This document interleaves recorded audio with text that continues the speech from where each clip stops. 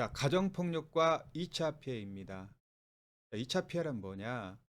폭력 피해 사실이 알려지거나 피해자가 스스로 밝혔을 때 주변인 또는 사회로부터 피해 사실을 의심받는 거, 그리고 무시, 외면받는 상황, 이런 것들이 발생하면서 더 큰 피해가 발생하는 것을 의미한다라고 볼 수 있는데, 바로 이것이 2차 피해라고 볼 수 있겠습니다.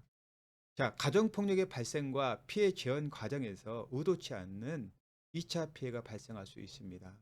가령 가정폭력을 가족 간에 일어나면서 폭력을 사소하게 여기거나 또 소극적으로 개입하게 된다 그러면, 또 그래서 이 경찰이 이 가정폭력 현장에 도달해서 가볍게 훈방하거나 또 훈계 조치로 끝난다고 하면, 이거는 신고해도 소용이 없다는 사회적 메시지를 전달하는 것으로 간주될 수가 있겠습니다. 이것도 역시 2차 피해에 해당한다고 볼 수 있겠죠.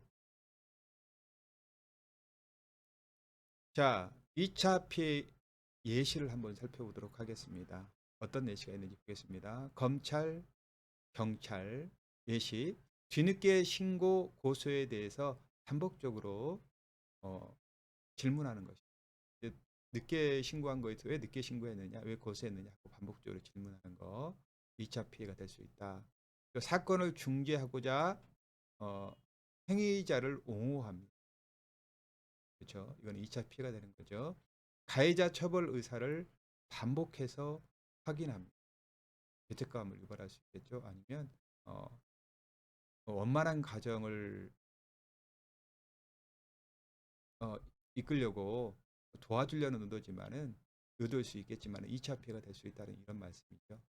그리고 원만한 사건 해결을 위해서 가족관계를 이유로 합의를 종용하는, 그리고 원가족으로 복귀를 제한하는 거 역시 2차 피해가 되겠습니다.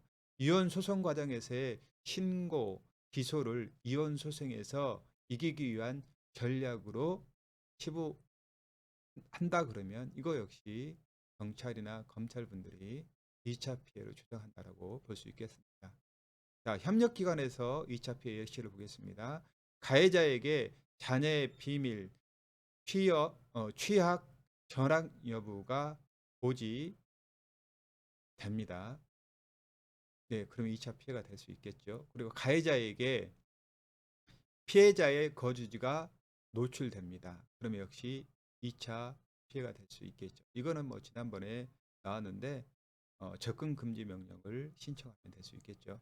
자, 사회에서는 폭력에 대한 피해자에 대한 비난, 뭐 이래서는 안 되겠죠. 근데 이것도 역시 2차 피해가 될 수 있다.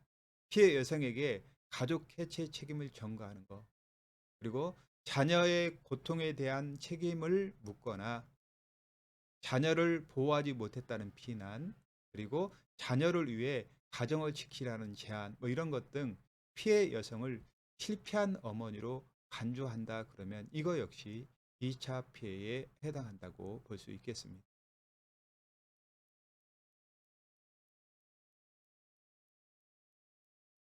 자, 개인정보 노출로 인한 2차 피해 예방을 한번 살펴보도록 하겠습니다.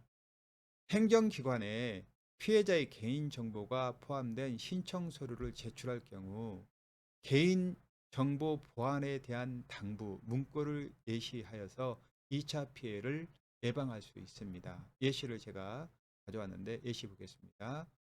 본 서류는 가정폭력 피해자의 피해 내용 등 민감 정보를 포함하고 있으므로 개인정보 보호를 위한 보안에 각별히 주의해 주시기 바랍니다.